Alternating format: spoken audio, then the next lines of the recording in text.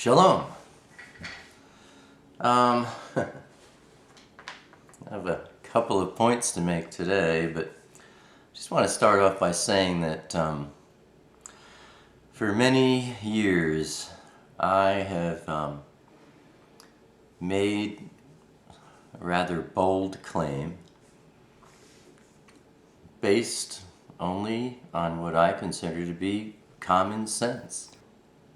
And that is that I firmly believe that every book in the Scriptures, Old Testament, New Testament, all originally penned in Hebrew. Now, people rail on me for saying this. Oh, no, you can't say that. The New Testament books were all written in Greek. All we have is Greek manuscripts, blah, blah, blah. Just because all we have are Greek manuscripts, for the most part, not all the books in the New Testament. Nonetheless, that does not mean, and that does not prove, that they were originally penned in Greek. It was considered blasphemy to speak any other language but Hebrew, Aramaic in the temple. Now, that alone, if they believed that, then what inspired Jew, as they all were, inspired by Ruach HaKodesh, would ever pen Elohim's word in Greek? Paul had a hard time with the Greek. And, they say that all the New Testament books were penned around 60 to 90 AD. I disagree with that too. I believe they were penned in Hebrew. I believe they were originally penned between 10 and 20 AD. Number one, James was executed in 62 AD. No mention of that in any of the New Testament books. Why? Don't you think that would have been made mention of? There was a Jewish revolt against Rome in 66 AD. There's no mention of that in any of the New Testament books. Yerushalayim, Jerusalem, was destroyed in 70 AD. No mention of that either. Why? Because the books were written earlier than that.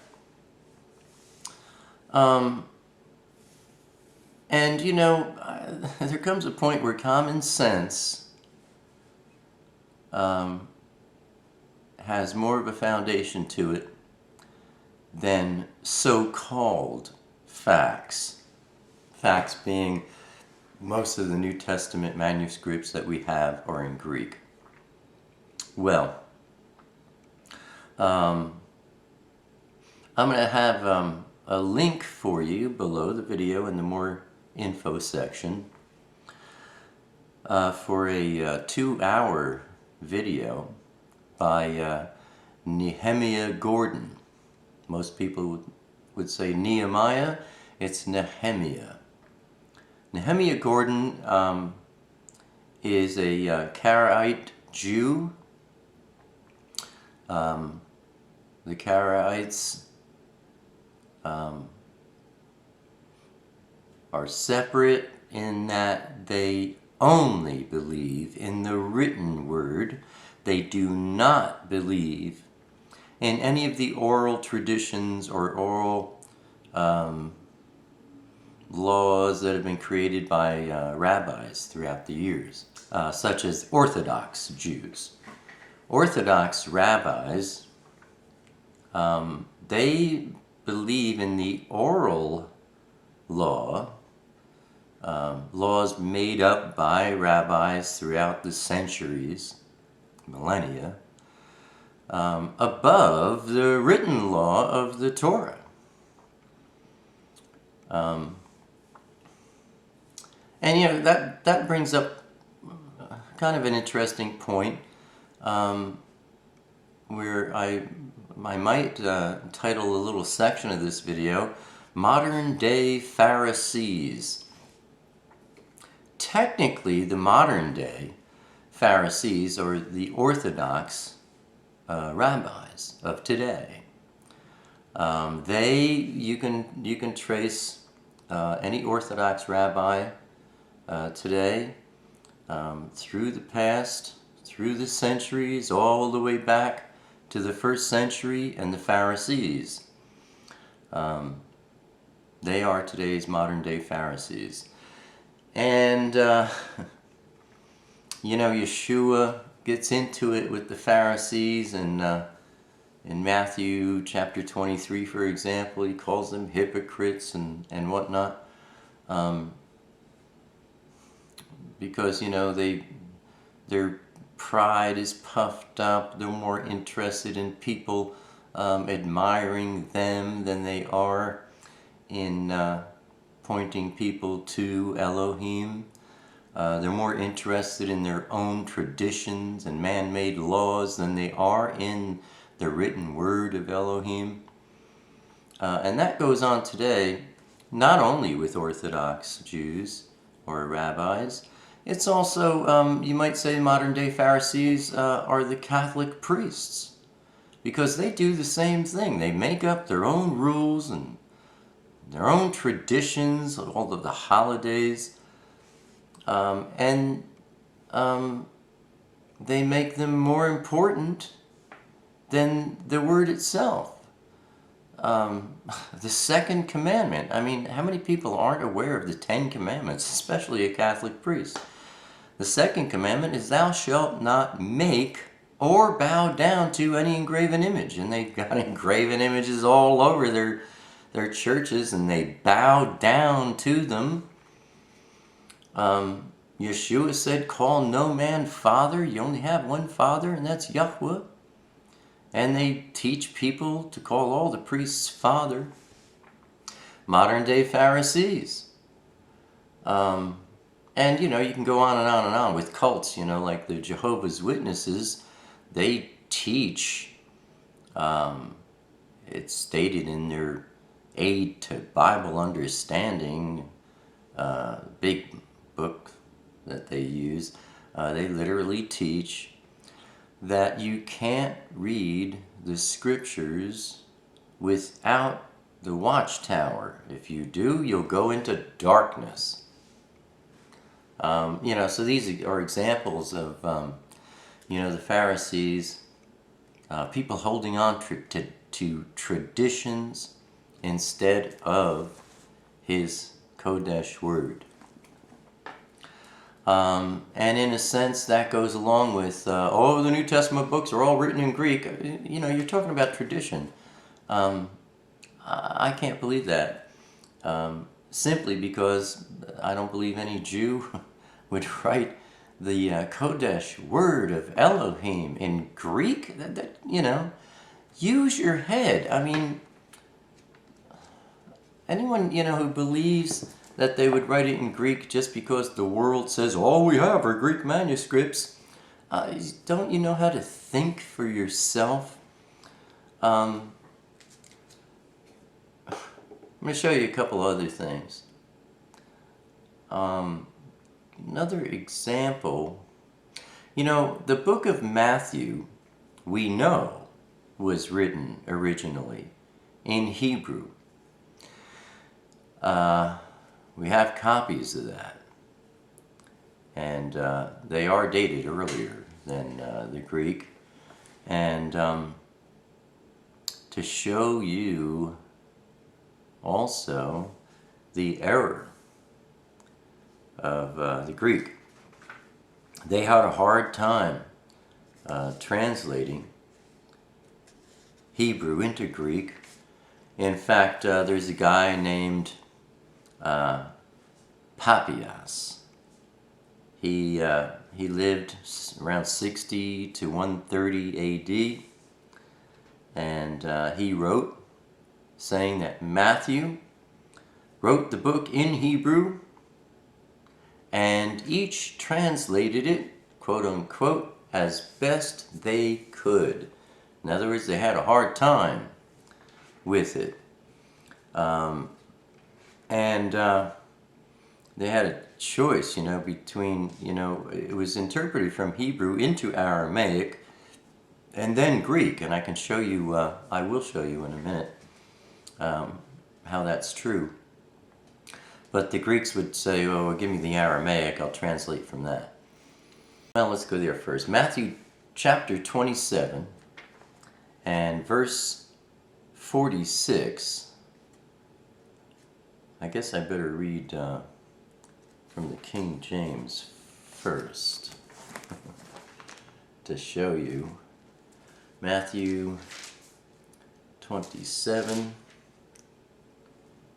and verse 46 in the King James says, "And about the 9th hour, Jesus cried with a loud voice, saying, Eli, Eli, lama sabachthani."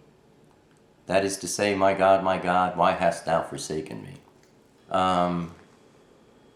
Actually, I think I could have read that from the HalleluYah Scriptures too. They missed this one. Theirs reads, verse 46, "And about the 9th hour, Yeshua cried out with a loud voice, saying, Eli, Eli, lama sabachthani."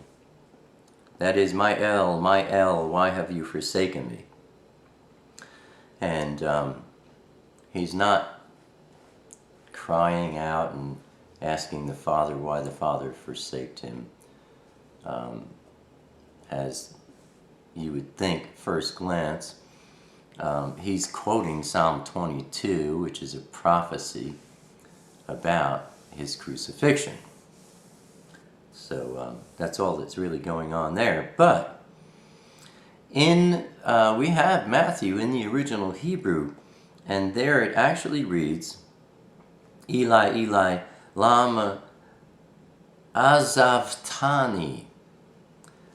That is, in fact, in the Hebrew Matthew, it says, "In about the 9th hour, Yeshua cried out with a loud voice, saying," in the Kodesh language, in the holy language, "Eli, Eli, lama azavtani."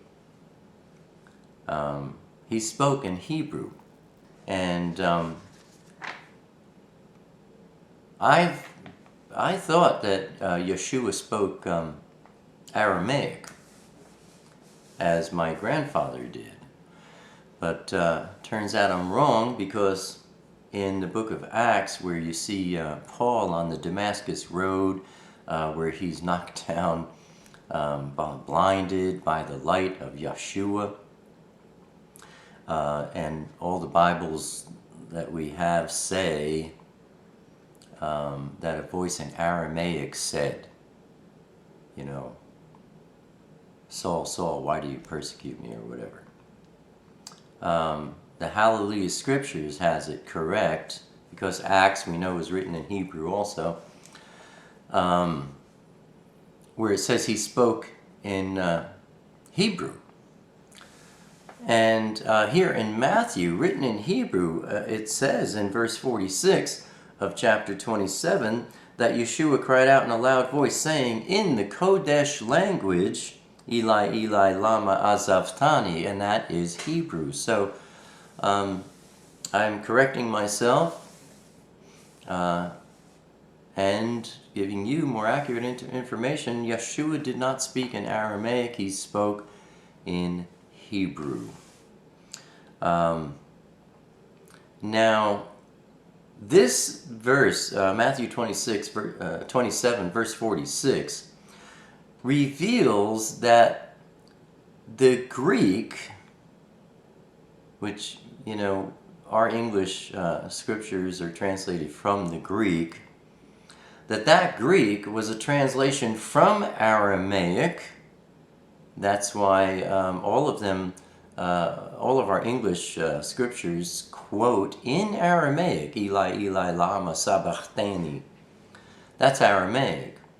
And even in the Greek, it's in Greek, but that one statement is in Aramaic. And that shows that, they didn't want to interpret from the Hebrew. The Greek actually interpreted into Greek from the Aramaic, which was an interpretation from the Hebrew. So the Greek is a third generation, if you will. And this proves it, because we have the Hebrew Matthew, and Yeshua is speaking in Hebrew. Then the Greeks interpreted from the Aramaic, quoting Aramaic in their Greek transcripts, revealing that they were interpreting from the Aramaic, not from the Hebrew, because the Aramaic was a little easier for them. And the Aramaic was a translation from the Hebrew. We know because we know that Matthew was written in Hebrew. Now, in the link to Nehemiah's video, it's 2 hours. He's not a believer. However, he is a Hebrew scholar, and he points out, I suggest you watch the whole 2 hours with him. It is a worthwhile watch. It's a wonderful presentation that he makes. But if you want to skip over to the part where he makes, much clearer than I'm doing right now, how many of the New Testament books were written in Hebrew, I say they were all written in Hebrew. And I'll stand by that to my dying day, just for common sense, period. But you can go to his video, go up to around the 58-minute mark. And from there, watch it forward, and he gets into Matthew in the Hebrew and a number of other books, and brings out some wonderful points I know you'll enjoy. Now, I also want to get to a very common error that's in all English translations of the scriptures that I know of, except for the HalleluYah Scriptures. Hallelujah. I wanted to go to Matthew chapter 5. Let's start with verse 34. But I say unto you, swear not at all, neither by heaven, for it's God's throne, nor by the earth, for it is his footstool, neither by Jerusalem, for it's the city of the great king. And it goes on. But the point is, in verse 34, I say unto you, swear not at all. And people have made a big deal about this over the years. When you go to court, you got to put your hand on the scriptures and raise your right hand and repeat after me. I swear I'll tell the truth, the whole truth, and nothing but the truth, so help me God. And a lot of people are like, oh, I can't do that, because I'm a Christian, and in Matthew, our Messiah tells me, swear not at all, period. And so, they have an exception for that. They'll say, okay, just affirm that you'll tell the truth, whole truth, nothing but the truth. So help you God. But King James gets it wrong. If you know anybody that's into the King James only crowd, well, there's one. It's not. They think it's perfect. No. Let's look at the NIV. Matthew chapter 5, verse 34. But I tell you, do not swear at all, either by heaven, for it is God's throne, etc. Do not swear at all. Now, the problem with that, and the problem with that is you can't There's no way anyone with any intelligence could believe that that's what Yeshua would say. Is he going to contradict his own word? Deuteronomy chapter 10 verse 20 tells us to swear by the Father's name. The truth is, if when you go to the Hebrew copy of Matthew, it says something a little different, and I'll read it to you from the HalleluYah Scriptures, because they got it right. I'll tell you, the more I get into this version, the more amazed I am at their wonderful diligence. Matthew chapter 5. Actually, I should have been reading verse 33 because it said there too, but this will clarify it. You heard that it was said to those of old, you shall not swear falsely, but shall perform your oaths to Yahweh. Verse 34, but I say to you, do not swear falsely at all, neither by the Shamayim, heavens, because it's Elohim's throne, and so on. So, here they've got it right. Yeshua is saying, he's quoting the Old Testament, you shall not swear falsely. That's in verse 33. Let me go back, since I missed that. Go back to the King James and double check what the King James reads in Matthew 5, verse 33. And it says, again ye have heard that it hath been said by them of old time, that thou shalt not forswear thyself. See, they took falsely out again. Wow. Leviticus chapter 19, verse 12. Check it out. It says, do not swear falsely. We're not told not to swear at all. We're told to never swear falsely. And in the Old Testament, we're told to swear in Yahweh's name. So, whatever Bible you're using, you might want to correct that and help others understand it if it ever comes up. We're not told to never swear. We're told to never swear falsely. And we are told to swear by His name, and certainly never do it falsely. Now, I won't go into that. Well, the Pharisees, as well as today's Orthodox rabbis, they say it's okay to swear falsely as long as you don't use His name. Because in the Torah it says don't swear falsely by His name. So they go, well, if we don't use His name, then we can swear falsely. This is how, my original point in this video was false doctrines of men. They hold their own doctrines higher and in more regard than they do the word of Elohim. And if you're, or know anybody that's in a church like that, run in the opposite direction. Another one is Matthew 23.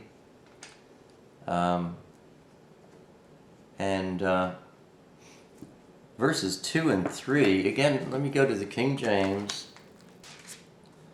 23, verses 2 and 3. And the King James reads, saying, the scribes and the Pharisees sit in Moses' seat. All therefore, and this is Yeshua talking, whatsoever they, the Pharisees, bid you to observe, that observe and do. But do not ye after their works, for they say, and they do not. Just take a quick peek at the NIV. I think it does the same thing, where it sounds like Yeshua is telling us to do whatever the religious leaders tell you to do.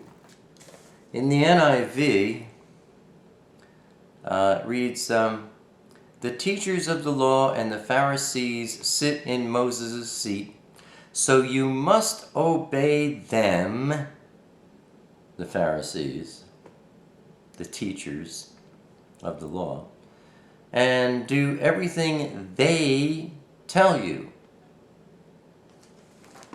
Now, if you read on, that obviously doesn't make any sense that Yeshua would say that, because, he talks about what hypocrites they are and so on. HalleluYah Scriptures matches what the original Hebrew copy of Matthew says, and that is, Yeshua speaks saying, the scribes and the Pharisees sit on the seat of Moses. Therefore, whatever he says, it doesn't say whatever they say, it says whatever he says, referring to Moses. Whatever Moses says to you to guard and do. But do not do according to their works, the Pharisees, the scribes, for they say and do not do. So, Matthew 23:2, Yeshua is not telling anyone to do whatever the Pharisees say. He's saying to do whatever Moses wrote down in the Torah. Do that. And then he goes on and says, do not do according to the Pharisees' works. Just a point about, once again, why it's so important to look at the original language. See, even in my interlinear, which of course is a literal verbatim translation from the Greek, it says, all things then, whatever they tell you to keep and do, keep and do. The Greek is wrong. And fortunately, we have this copy of Matthew in Hebrew, and that one clarifies it. The HalleluYah Scriptures, I don't know where they went. They didn't get this from the Greek. They must have been looking at that Hebrew stuff. There in the Hebrew, Yeshua says, whatever Moses says you do, but whatever the Pharisees, no, stay away from them. They're a bunch of hypocrites.